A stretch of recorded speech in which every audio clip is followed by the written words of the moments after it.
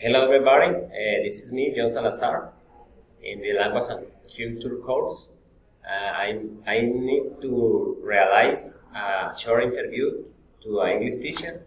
For that reason, I'm here with Mr. Alain, teacher. He teaching the level through A1 through C1 in the Alianza Canadiense Institute.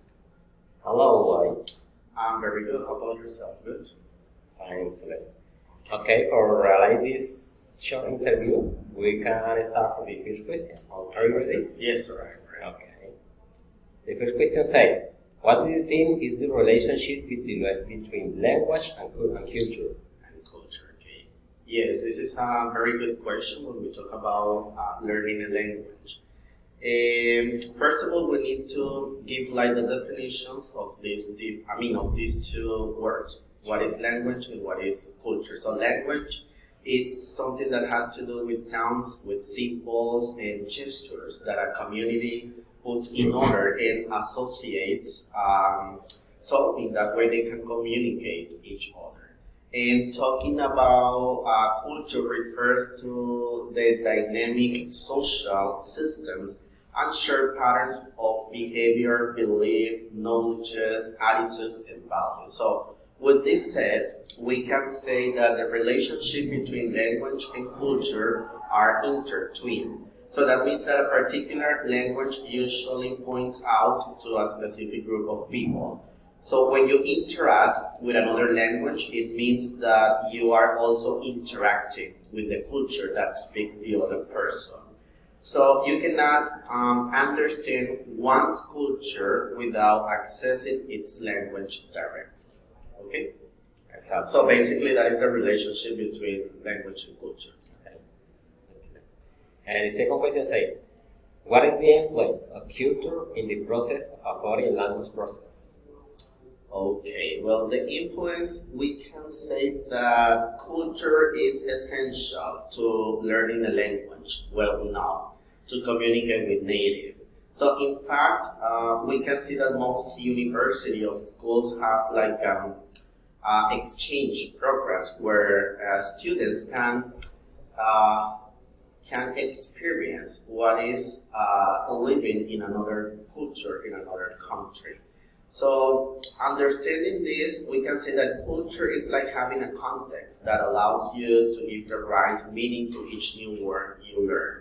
So the more you know about the culture, the easier you will understand a new word that is like coming out in a language.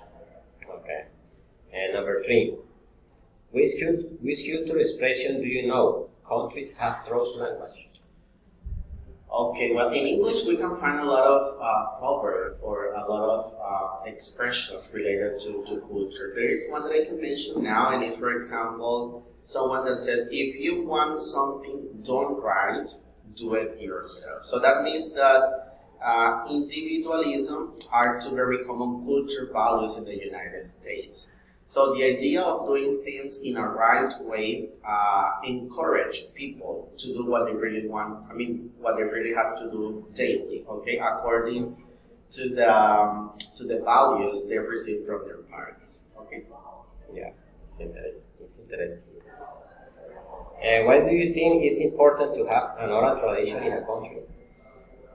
Well, talking about oral traditions, we need to mention like the different expressions that are used to pass on knowledge, cultural and social values, and collective memory. So the oral traditions they play a crucial part in keeping cultures alive.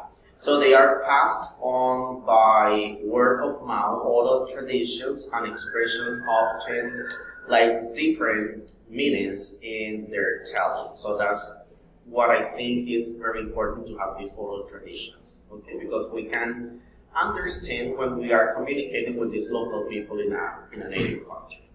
Okay. And the next question I find so interesting. And the following question is, what do you think? Do we teach language using culture, or do we teach culture using language?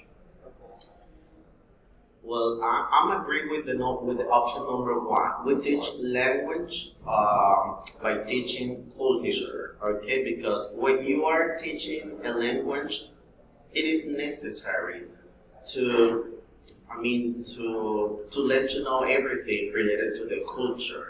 So sometimes when we're talking about specific expressions, proverbs, idioms in English, we go straight to culture because understanding these traditions or these oral expressions, we can understand in a suitable way what is the real meaning or the origin of different words that are coming from the culture. So I think that when we teach the languages, it's necessary to have culture as well.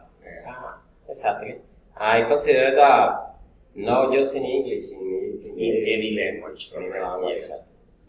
Okay, and the last one question is, do you take into account culture in your strategic English classes?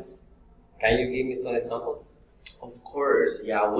For example, every time, as I told you before in the previous question, when we are teaching, there are different words that we need to go straight to the culture. For example, when you talk about traditions or celebrations in the United States, there is one or two that we have to talk about culture and it's Thanksgiving. So when we talk with the students about Thanksgiving, we need to explain them like the origin of this word, which is related to the history, to the heroes, when United States got its independence of England people.